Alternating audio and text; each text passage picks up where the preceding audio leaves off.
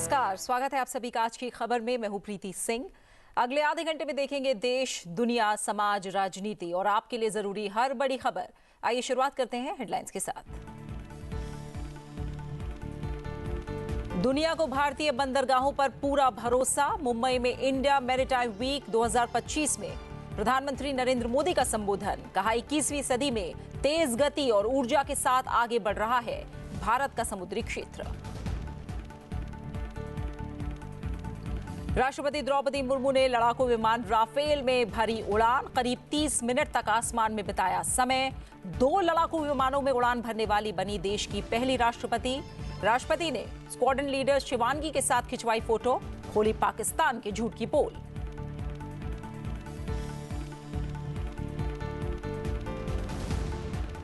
तमिलनाडु के त्रिपुर में सम्मान समारोह में शामिल हुए उपराष्ट्रपति सीपी राधाकृष्णन।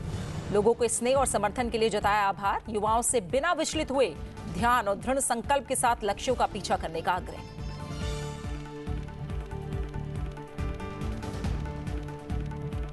मोबाइल पर दिखेगा कॉल करने वाले का नाम। CNAP सुविधा का दूरसंचार कंपनियों ने शुरू किया परीक्षण। मार्च 2026 तक देश भर में लागू होने की उम्मीद। धोखाधड़ी और साइबर अपराधों पर लगेगी लगाम।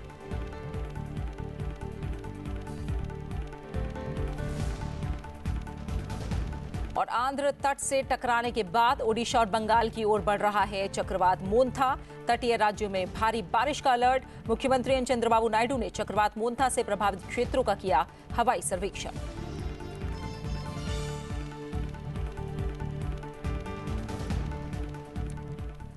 प्रधानमंत्री नरेंद्र मोदी आज मुंबई में इंडिया मैरीटाइम वीक 2025 में शामिल हुए। इस मौके पर प्रधानमंत्री ने कहा कि आज ये समिट एक ग्लोबल इवेंट बन चुका है।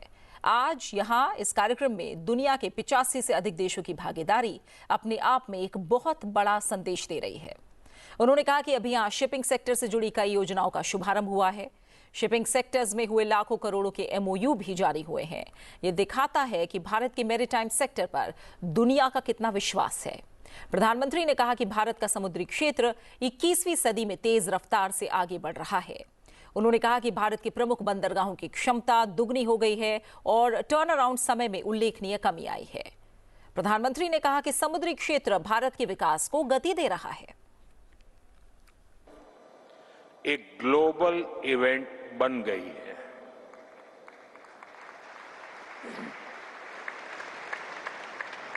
आज यहां इस कार्यक्रम में दुनिया के 85 से अधिक देशों की भागीदारी ये अपने आप में एक बहुत बड़ा मैसेज दे रही है। शिपिंग जायंट्स, उसके CEO से लेकर स्टार्टअप्स तक और पॉलिसी मेकर से लेकर इन्वेस्टर्स तक इस समय सभी यहां मौजूद हैं। स्मॉल आइलैंड नेशंस के प्रतिनिधि भी यहां उपस्थित हैं। आप सभी के विजन से इस समिट की सिनर्जी और एनर्जी दोनों बढ़ा दी है। साथियों, अभी यहां शिपिंग सेक्टर से जुड़े कई प्रोजेक्ट्स का शुभारंभ हुआ है। शिपिंग सेक्टर में हुए लाखों करोड़ रुपए के MOUs भी जारी हुए हैं। ये दिखाता है कि भारत के मैरीटाइम सामर्थ्य पर दुनिया का कितना विश्वास है। उन्होंने विझिंजम पोर्ट को भारत का पहला deep water international transshipment hub बताया और कहा कि दुनिया का सबसे बड़ा कंटेनर वेसल पहुंचाना यहां गर्व का पल था। प्रधानमंत्री नरेंद्र मोदी ने कहा कि साल 2024-25 में भारत के मेजर पोर्ट्स ने अब तक का सबसे अधिक कार्गो हैंडल करके भी नया रिकॉर्ड बनाया है। एक और बड़ा काम JNPT में हुआ है। JNPT में भारत मुंबई कंटेनर टर्मिनल चरण 2 की शुरुआत हुई है। इससे इस टर्मिनल की क्षमता दुगनी हो गई है और यह भारत का सबसे बड़ा कंटेनर पोर्ट बन गया है।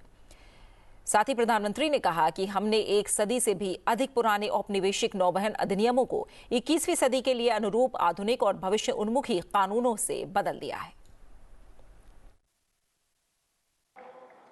इस साल भारत के मैरीटाइम सेक्टर में नेक्स्ट जनरेशन रिफॉर्म्स के लिए भी बड़े कदम उठाए हैं। हमने 100 साल से ज्यादा पुराने कॉलोनियल शिपिंग लॉज को हटाकर 21st सेंचुरी के मॉडर्न और फ्यूचरिस्टिक लॉज लागू किए हैं। ये नए कानून स्टेट मैरीटाइम बोर्ड्स को एम्पावर करते हैं, सेफ्टी और सस्टेनेबिलिटी को बल देते हैं और साथ ही पोर्ट मैनेजमेंट में डिजिटलाइजेशन का भी विस्तार करते हैं। साथियों, द मर्चेंट शिपिंग एक्ट में हमने भारतीय कानून को इंटरनेशनल कन्वेंशन के साथ ग्लोबली अलाइन किया है। इससे सेफ्टी का भरोसा बढ़ा है, ईज ऑफ डूइंग बिजनेस को बेहतर बनाने में मदद मिली है, सरकार का दखल कम हुआ है। मुझे विश्वास है इन प्रयासों से आपका, हमारे इन्वेस्टर्स का कॉन्फिडेंस भी और अधिक बढ़ेगा। साथियों, द कोस्टल शिपिंग एक्ट को इस तरह तैयार किया गया है कि ट्रेड और आसान हो सके। ये सप्लाई चेन सिक्योरिटी को मजबूत करता है, साथ ही इससे भारत की लंबी कोस्टलाइन पर बैलेंस डेवलपमेंट सुनिश्चित करेगा। ऐसे ही one nation one port process port से जुड़े प्रोसीड्यूर्स को भी स्टैंडर्डाइज करेगा। प्रधानमंत्री नरेंद्र मोदी 2 दिन के लिए गुजरात दौरे पर जा रहे हैं। वो एकता नगर में सरदार वल्लभ भाई पटेल की 150वीं जयंती पर आयोजित समारोह में शामिल होंगे। प्रधानमंत्री कल शाम नर्मदा जिले के एकता नगर पहुंचेंगे, जहां वो ई बसों को हरी झंडी दिखाएंगे और 1140 करोड़ रुपए से अधिक की अलग अलग विकास और अवसंरचना परियोजनाओं का उद्घाटन और शिलान्यास करेंगे। ये परियोजनाएं सरकार की उस सोच को दर्शाती हैं जिसके तहत इको टूरिज्म, हरित परिवहन, स्मार्ट अवसंरचना और आदिवासी विकास को बढ़ावा दिया जा रहा है। ये सभी काम स्टैच्यू ऑफ यूनिटी के आसपास के क्षेत्र में किए जा रहे हैं। शुक्रवार को प्रधानमंत्री स्टैच्यू ऑफ यूनिटी पर सरदार पटेल को पुष्पांजलि अर्पित करेंगे और राष्ट्रीय एकता दिवस समारोह में भाग लेंगे।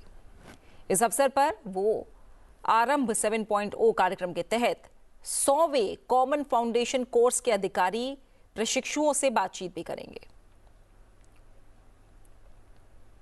सरदार पटेल की 150वीं जयंती के उपलक्ष्य में प्रधानमंत्री 150 रुपए का विशेष स्मारक सिक्का और एक डाक टिकट भी जारी करेंगे।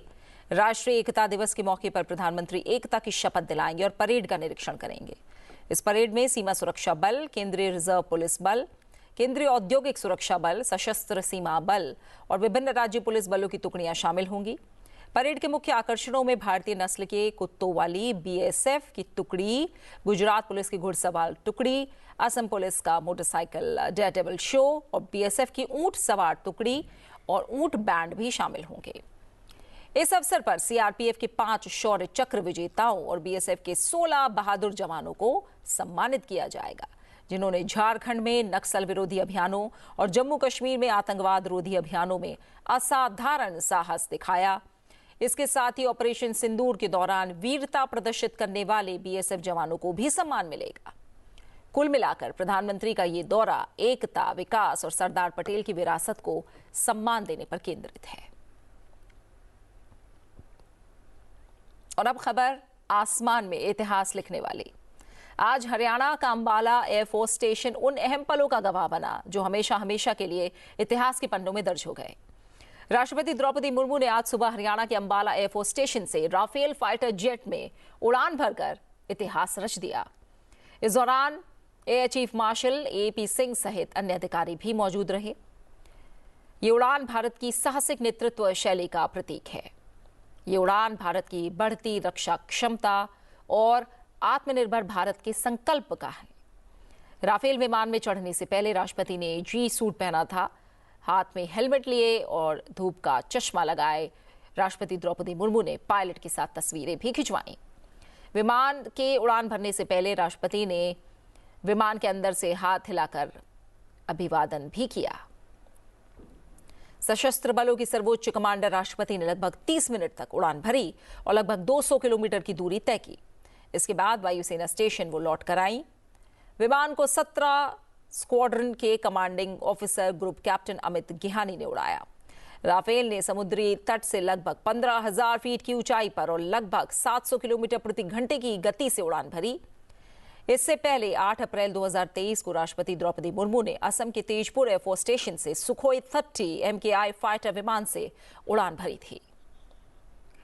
राष्ट्रपति द्रौपदी मुर्मू 2 लड़ाकू विमानों में उड़ान भरने वाली भारत की पहली राष्ट्रपति बन गई हैं। सशस्त्र बलों की सर्वोच्च कमांडर राष्ट्रपति ने, जैसा हमने आपको बताया कि 8 अप्रैल 2023 को असम के तेजपुर वायुसेना स्टेशन में सुखोई 30 MKI लड़ाकू विमान से उड़ान भरी थी और वो ऐसा करने वाली तीसरी राष्ट्रपति बनी थी। पूर्व राष्ट्रपति APJ अब्दुल कलाम और प्रतिभा पाटिल ने सुखोई 30 MKI लड़ाकू विमान में उड़ान भरी है। और अब इस खबर के उस दूसरे पहलू से आपको रूबरू कराते हैं जो पाकिस्तान की पोल खोल रहा है। राष्ट्रपति द्रौपदी मुर्मू की हरियाणा के अंबाला में 30 मिनट की फाइटर जेट राफेल से उड़ान ने एक बहुत बड़े पाकिस्तानी और भारत विरोधी अंतर्राष्ट्रीय मीडिया के प्रोपेगेंडा का पर्दाफाश कर दिया। दरअसल अंबाला एयरफोर्स बेस से इस दौरान जो तस्वीरें आईं, उनमें एक में स्क्वाड्रन लीडर शिवांगी सिंह राष्ट्रपति द्रौपदी मुर्मू के साथ खड़ी दिखाई दे रही हैं। इस तस्वीर ने पाकिस्तान और उसकी फौज की झूठ की पोल खोलकर रख दी। आइए अब आपको बताते हैं कि आखिर पाकिस्तान का प्रोपेगेंडा था क्या। दरअसल पहलगाम आतंकी हमले के जवाब में भारत ने पाकिस्तान और POK में सक्रिय आतंकी संगठनों के खिलाफ जो ऑपरेशन सिंदूर लॉन्च किया था, उसे लेकर पाकिस्तानी सेना प्रमुख असीम मुनीर की फौज ने यह झूठ फैलाने की कोशिश की थी कि तब air force pilot squadron leader Shivangi Singh, जो राफेल फाइटर जेट उड़ा रही थी, उसे उन्होंने न सिर्फ मार गिराया बल्कि उन्हें भी युद्ध बंदी बना लिया। लेकिन आज इन तस्वीरों ने पाकिस्तान की असल सच्चाई को दुनिया के सामने लाने का काम किया। इन तस्वीरों से पाकिस्तान एक बार फिर बेनकाब हो गया।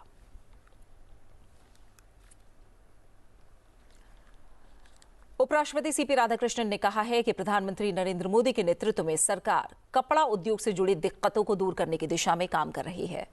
उन्होंने बताया कि सरकार का ध्यान इस बात पर है कि व्यापार में जो बाधाएं और टैक्स से जुड़ी मुश्किलें हैं, उनका हल निकाला जाए। त्रिपुर में एक सम्मान समारोह के दौरान उपराष्ट्रपति ने बताया कि वाणिज्य और उद्योग मंत्री पीयूष गोयल ने भी हाल ही में प्रधानमंत्री नरेंद्र मोदी की तारीफ की थी, खासकर अमेरिका और भारत के बीच व्यापार शुल्क को लेकर चल रही बातचीत में उनके नेतृत्व के लिए। उपराष्ट्रपति ने कहा कि दुनिया आज मुश्किल समय में बातचीत और समाधान के लिए भारत और प्रधानमंत्री नरेंद्र मोदी की ओर देख रही है। अपने पहले तमिलनाडु दौरे पर उपराष्ट्रपति ने अपने शुरुआती राजनीतिक सफर को याद किया और कहा कि सार्वजनिक जीवन में सफलता के लिए मेहनत, ईमानदारी और समर्पण सबसे जरूरी है। उपराष्ट्रपति ने लोगों के स्नेह और समर्थन के लिए आभार जताया। इस मौके पर उन्होंने अपने जीवन को आकार देने में अपने शिक्षकों की महत्वपूर्ण भूमिका को भी याद किया। उन्होंने युवाओं से बिना विचलित हुए ध्यान और दृढ़ संकल्प के साथ अपने लक्ष्यों का पीछा करने के लिए कहा। साथ ही इस बात पर जोर दिया कि उतार चढ़ाव जीवन का एक स्वाभाविक हिस्सा है। केवल वो ही सफल होते हैं जो निरंतर प्रयास करते हैं।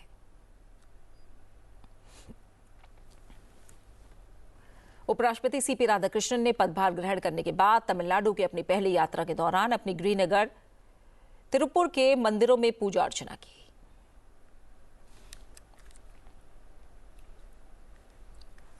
यूरोपीय संसद की अंतर्राष्ट्रीय व्यापार मामलों की समिति के एक संसदीय प्रतिनिधिमंडल ने संसद में राज्यसभा के उपसभापति हरिवंश से आज मुलाकात की। प्रतिनिधिमंडल का नेतृत्व क्रिस्टीना मैस्ट्रे कर रही हैं। बैठक के दौरान राज्यसभा के उपसभापति हरिवंश ने कहा कि भारत और यूरोपीय संघ 2 सबसे बड़े और सबसे जीवंत लोकतंत्र हैं, खुले बाजार वाली अर्थव्यवस्थाएं और बहुसामुदायिक समाज हैं। उन्होंने कहा कि भारत और यूरोपीय संघ संबंध निरंतर बढ़ रहा है। दोनों पक्षों ने उम्मीद जताई कि भारत यूरोपीय संघ मुक्त व्यापार समझौता जल्द ही पूरा हो जाएगा। यूरोपीय संघ के संयुक्त संचार की सराहना करते हुए उपसभापति ने विशेष रूप से व्यापार, टेक्नोलॉजी, सुरक्षा, रक्षा, इनोवेशन, जलवायु, संपर्क, गतिशीलता और वैश्विक शासन के क्षेत्रों में साझेदारी को आगे बढ़ाने की बात कही। संसदीय आदान प्रदान में अच्छी गति पर उन्होंने संतोष जताया और पहलगाम में हुए बर्बर आतंकवादी हमले के बाद जून 2025 में सर्वदलीय संसदीय प्रतिनिधिमंडल की ब्रिसेल्स यात्रा को भी याद किया। उन्होंने जोर देकर कहा कि इस प्रकार के नियमित संसदीय आदान प्रदान भारत यूरोपीय संघ साझेदारी की मजबूती का प्रतीक है। मजबूत आर्थिक संबंधों की बात करते हुए उपसभापति ने कहा कि यूरोपीय संघ भारत का प्रमुख व्यापार और निवेश साझेदार होने के साथ ही प्रौद्योगिकी का एक प्रमुख स्रोत भी है। आगे उन्होंने कहा कि एक समूह के रूप में यूरोपीय संघ पिछले वित्तीय वर्ष में वस्तुओं के मामले में भारत का सबसे बड़ा द्विपक्षीय व्यापारिक साझेदार था। उपसभापति ने व्यापार समझौतों के अनुसमर्थन में यूरोपीय संसद, विशेष रूप से INTA समिति की महत्वपूर्ण भूमिका को स्वीकारा। जोर दिया कि एक संतुलित, पारस्परिक रूप से लाभकारी FTA निष्कर्ष भारत और यूरोपीय संघ दोनों के लिए लाभकारी होगा।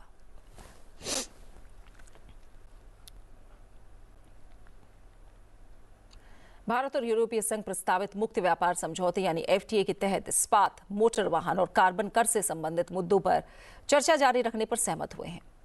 वाणिज्य और उद्योग मंत्री पीयूष गोयल की 3 दिवसीय ब्रिसेल्स यात्रा के दौरान इन मुद्दों पर चर्चा हुई।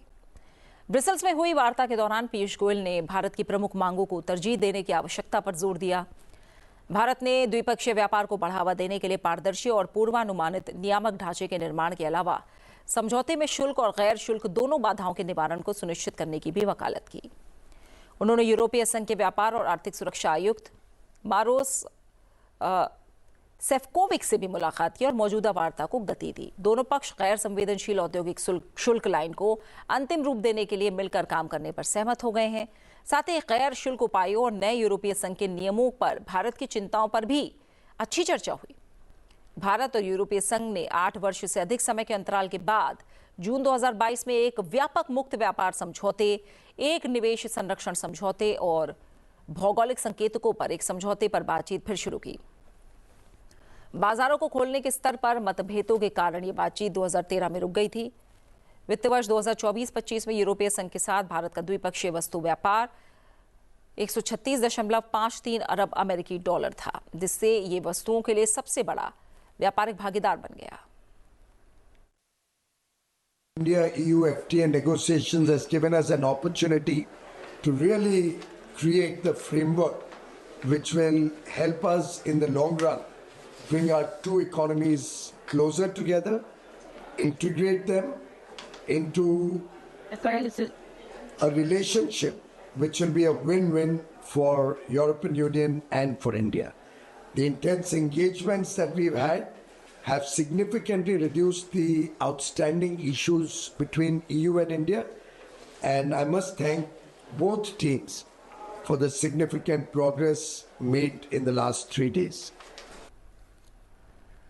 मोबाइल पर आने वाली कॉल में कॉल करने वाले व्यक्ति का नाम दिखाने की सुविधा यानी CNAP का दूरसंचार कंपनियों ने परीक्षण करना शुरू कर दिया है। उम्मीद है कि यह सुविधा देश भर में मार्च 2026 तक लागू हो जाएगी। दूरसंचार विभाग के हवाले से कहा गया है कि वोडाफोन आइडिया ने हरियाणा सर्कल में CNAP सेवा का पायलट परीक्षण शुरू कर दिया है, जबकि जियो भी जल्दी इसी सर्कल से परीक्षण शुरू करेगा। इस सुविधा के तहत कॉल करने वाले व्यक्ति का नाम रिसीवर की मोबाइल स्क्रीन पर प्रदर्शित होता है, जिससे उपयोगकर्ता को कॉल उठाने से पहले ही पता चल जाता है कि कॉल कौन कर रहा है। परीक्षण सफल रहने पर दूरसंचार विभाग देश भर में चरणबद्ध तरीके से इस सेवा को लागू करेगा। विभाग चाहता है कि 31 मार्च 2026 तक इस सुविधा को देश भर में लागू करा जाए। भारतीय दूरसंचार विनियामक प्राधिकरण ने एक दिन पहले ही दूरसंचार विभाग के उस प्रस्ताव को मंजूरी दी थी, जिसके तहत इस सुविधा सभी उपयोगकर्ताओं के लिए डिफॉल्ट रूप से सक्रिय रहेगी। हालांकि इस सुविधा का इस्तेमाल नहीं करने वाले उपभोक्ताओं को इसे निष्क्रिय करने का विकल्प मिलेगा। दूरसंचार विभाग का मानना था कि ये सेवा स्वचालित रूप से सभी को दी जानी चाहिए ताकि धोखाधड़ी और साइबर अपराधों पर लगाम लगाई जा सके। CNAP सुविधा केवल 4G और 5G नेटवर्क वाले फोन पर ही संभव होगी, क्योंकि 2G और 3G नेटवर्क में तकनीकी सीमाएं हैं।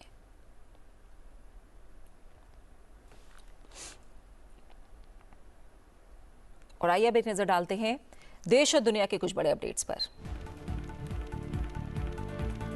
राष्ट्रपति द्रौपदी मुर्मू ने आज राष्ट्रपति भवन में लद्दाख के छात्रों के 2 समूहों से मुलाकात की। वो राष्ट्रीय एकता यात्रा के तहत राष्ट्रपति भवन आए थे। ये एक शैक्षिक कार्यक्रम है जो युवाओं में एकता और राष्ट्रीय गौरव को बढ़ावा देने के लिए आयोजित किया जाता है।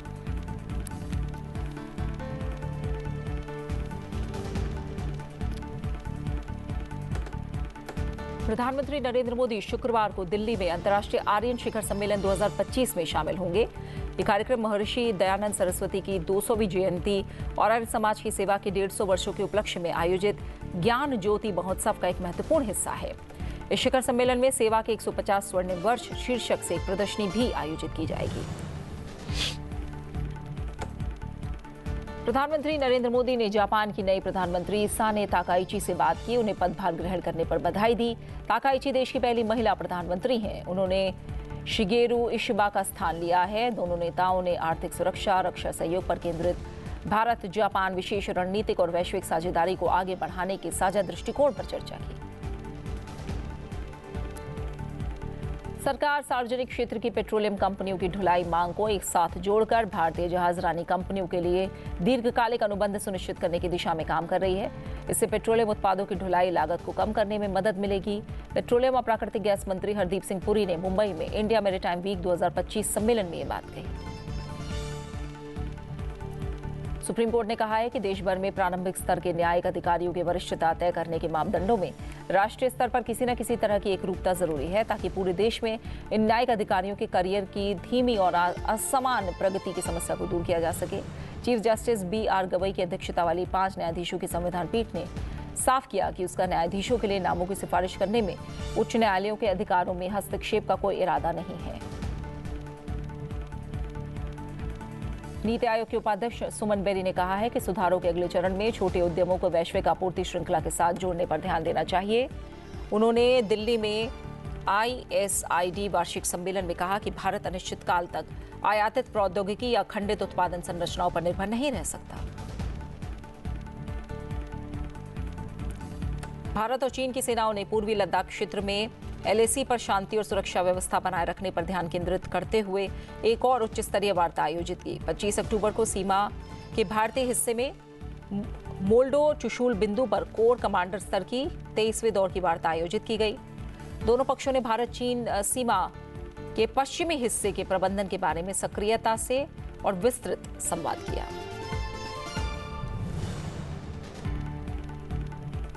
राष्ट्रीय शैक्षिक अनुसंधान और प्रशिक्षण परिषद ने शिक्षा में टेक्नोलॉजी, इनोवेशन और रिसर्च में सहयोग को बढ़ावा देने के लिए IIT मद्रास के साथ एक समझौता ज्ञापन पर हस्ताक्षर किए हैं। इस सहयोग का उद्देश्य शैक्षिक पारिस्थितिकी तंत्र में पहुंच, समावेशिता, गुणवत्ता में सुधार के लिए AI और मशीन लर्निंग सहित अत्याधुनिक प्रौद्योगिकी का लाभ उठाना है। अमेरिका के उपराष्ट्रपति JD वेंस ने कहा है कि देश में शटडाउन के बीच उन्हें विश्वास है कि सैन्य कर्मियों को इस सप्ताह के अंत तक वेतन दिया जाएगा। हालांकि उन्होंने ये साफ नहीं किया कि देश में दूसरा सबसे लंबा शटडाउन जारी रहने के बीच राष्ट्रपति डोनाल्ड ट्रंप का प्रशासन किस तरह से धन की व्यवस्था करेगा। शटडाउन के चलते लाखों अमेरिकी खाद्य सहायता खोने से खतरा है। संघीय कर्मचारियों को वेतन नहीं मिल पा रहा है। पूर्व भारतीय कप्तान रोहित शर्मा ने अपने शानदार करियर में पहली बार ICC पुरुष वनडे बल्लेबाजों की रैंकिंग में शीर्ष स्थान हासिल किया है। हाल ही में सिडनी में भारत और ऑस्ट्रेलिया के बीच तीसरे और अंतिम वनडे में नाबाद 121 रनों की बदौलत 2 स्थानों पर चढ़कर उन्होंने इतिहास रचा।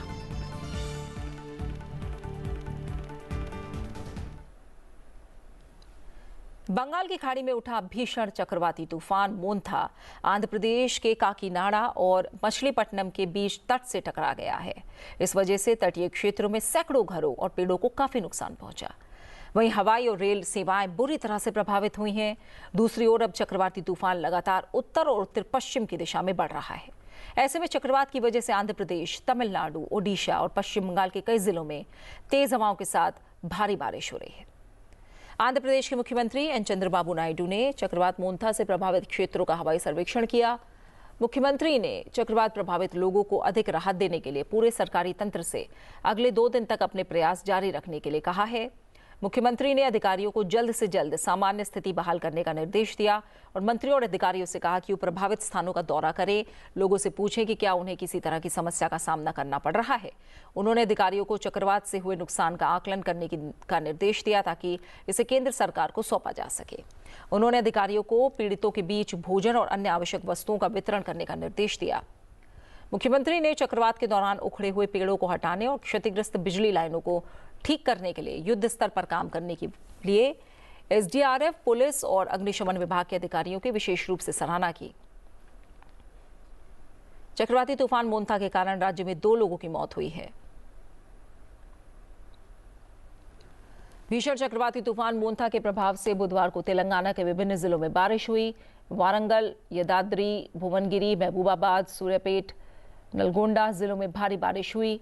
हैदराबाद में भी बारिश हुई।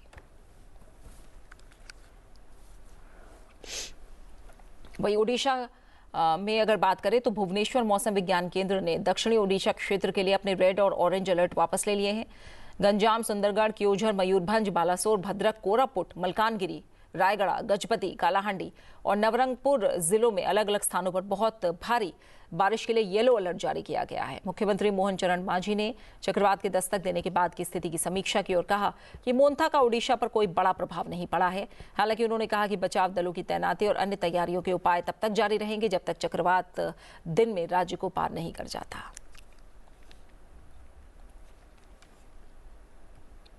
अब देश के अलग अलग राज्यों से जुड़ी अहम खबरें। उत्तर प्रदेश सरकार ने 2025-26 पेराई सत्र के लिए गन्ने की कीमतों में 30 रुपए प्रति क्विंटल की वृद्धि की घोषणा की। अब अगेती गन्ना प्रजाति का मूल्य 400 रुपए प्रति क्विंटल और सामान्य प्रजाति का मूल्य 390 रुपए प्रति क्विंटल निर्धारित किया गया है। मध्य प्रदेश के मुख्यमंत्री मोहन यादव ने मध्य प्रदेश पुलिस द्वारा आयोजित साइबर जागरूकता दौड़ को हरी झंडी दिखाई। उन्होंने कहा कि तकनीक और कानून अपने स्थान पर हैं, पर सबसे बड़ा हथियार जागरूकता है। जब नागरिक जागरूक होगा तभी राष्ट्र सुरक्षित होगा। साइबर अपराध से लड़ाई केवल पुलिस की नहीं, पूरे समाज की है। जम्मू कश्मीर के मुख्यमंत्री उमर अब्दुल्ला ने विधानसभा में कहा कि अगले साल अप्रैल से घाटी में राष्ट्रीय विधि विश्वविद्यालय काम करना शुरू कर देगा। मुख्यमंत्री ने टिप्पणी बांदीपुरा के कांग्रेस विधायक निजामुद्दीन भट्ट द्वारा पेश किए गए निजी प्रस्ताव पर की। विधानसभा ने प्रस्ताव को ध्वनिमत से पारित कर दिया। इस साल मानसून में आपदाओं के कहर से बार बार प्रभावित होने के बावजूद उत्तराखंड की चारधाम यात्रा में पहुंचने वाले तीर्थयात्रियों की संख्या 50 लाख के पार चली गई। उत्तराखंड पर्यटन विभाग ने ताजा आंकड़े जारी किए हैं। महाराष्ट्र के मुख्यमंत्री देवेंद्र फडणवीस ने मुंबई में बेस्ट की 157 पर्यावरण अनुकूल वातानुकूलित इलेक्ट्रिक बसों का बेड़ा लॉन्च किया। मुख्यमंत्री और डिप्टी सीएम एकनाथ शिंदे ने बस में सफर भी किया। ये इलेक्ट्रिक बसें लग्जरी और इको फ्रेंडली हैं। राजस्थान के मुख्यमंत्री भजन लाल शर्मा ने कोलकाता में प्रवासी राजस्थानी सम्मेलन में हिस्सा लिया। मुख्यमंत्री ने प्रवासी राजस्थानियों को राज्य के विकास में भागीदार बनने का आह्वान किया। राजस्थान की संस्कृति, परंपरा और मूल्यों को विश्व भर में पहुंचाने का आह्वान किया। गुजरात के मुख्यमंत्री भूपेन्द्र पटेल की उपस्थिति में गांधीनगर में गुजरात पीपावाव पोर्ट लिमिटेड और गुजरात मैरीटाइम बोर्ड के 7 समझौता ज्ञापन पर हस्ताक्षर हुए।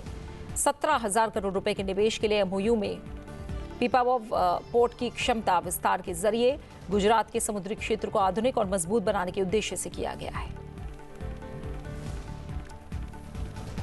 छत्तीसगढ़ के बीजापुर में 51 माओवादियों ने सुरक्षा बलों के सामने आत्मसमर्पण किया। राज्य शासन की व्यापक नक्सल उन्मूलन नीति और शांति, संवाद और विकास पर केंद्रित निरंतर प्रयासों की वजह से 51 माओवादियों ने हिंसा का मार्ग त्याग कर समाज की मुख्य धारा में लौटने का निर्णय लिया। इन 51 माओवादियों में 9 महिला और 42 पुरुष हैं, जिन पर कुल 66 लाख रुपए का इनाम था।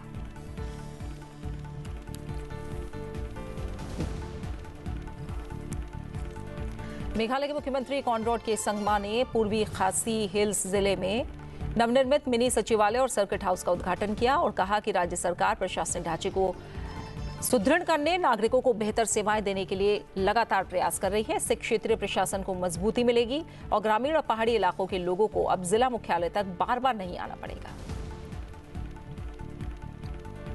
दिल्ली की वायु गुणवत्ता में आज थोड़ा सुधार हुआ, लेकिन वायु गुणवत्ता सूचकांक 273 यानी खराब श्रेणी में दर्ज किया गया। दिल्ली के 38 निगरानी स्टेशनों में से 11 में AQI 300 के ऊपर चला गया, जो बहुत खराब श्रेणी में है। आज वर्ल्ड स्ट्रोक डे है। दुनिया में हर 4 मिनट में एक व्यक्ति की मौत स्ट्रोक से होती है। स्ट्रोक तब होता है जब मस्तिष्क के किसी हिस्से में रक्त का प्रवाह बाधित हो जाता है, जिससे मस्तिष्क की कोशिकाएं मरने लगती हैं। ये एक बेहद गंभीर समस्या है जिसके बारे में सभी लोगों को जानना चाहिए। हर साल 29 अक्टूबर को वर्ल्ड स्ट्रोक डे मनाया जाता है, जिसका मुख्य मकसद लोगों को ब्रेन स्ट्रोक के गंभीर खतरों और लक्षणों के प्रति जागरूक करना है। स्ट्रोक दुनिया भर में मृत्यु और विकलांगता के प्रमुख कारणों में से एक है, लेकिन डॉक्टरों का मानना है कि अगर इसके शुरुआती संकेतों को स्ट्रोक के पहले 60 मिनट के भीतर पहचान लिया जाए तो मरीज की जान बचाई जा सकती है और जो दीर्घकालिक क्षति है उसे कम किया जा सकता है। पंचायती राज मंत्रालय, शिक्षा मंत्रालय और जनजातीय कार्य मंत्रालय के सहयोग से मॉडल यूथ ग्राम सभा नामक एक नई पहल का राष्ट्रीय शुभारंभ 30 अक्टूबर 2025 को नई दिल्ली में होगा। यह अपनी तरह की अनूठी पहल है जिसका उद्देश्य युवाओं को लोकतांत्रिक प्रक्रिया से जोड़ना है। इस कार्यक्रम में पंचायती राज, मत्स्य पालन, पशुपालन और डेयरी मंत्रालय के राज्य मंत्री प्रोफेसर SP सिंह बघेल और जनजातीय कार्य मंत्रालय के राज्य मंत्री दुर्गादास उइके मुख्य अतिथि होंगे। इस अवसर पर मॉडल यूथ ग्राम सभा के लिए प्रशिक्षण मॉड्यूल और MYGS पोर्टल भी लॉन्च किया जाएगा। ये डिजिटल उपकरण शिक्षकों की क्षमता बढ़ाने, पहल को प्रभावी रूप से लागू करने और छात्रों को ग्राम सभा जैसी लोकतांत्रिक प्रक्रियाओं में सक्रिय रूप से भाग लेने के लिए तैयार करने में मदद करेगा। ये पहल देश भर के 1000 से ज्यादा स्कूलों में लागू की जाएगी। राष्ट्रीय शिक्षा नीति 2020 के अनुरूप ये पहल है और युवाओं में पारदर्शिता, जवाबदेही, विकसित भारत के निर्माण की भावना को प्रोत्साहित करने का लक्ष्य है। इसी के साथ फिलहाल आज की खबर में मेरे साथ इतना ही। आप बने रहिए सनसद टीवी के साथ।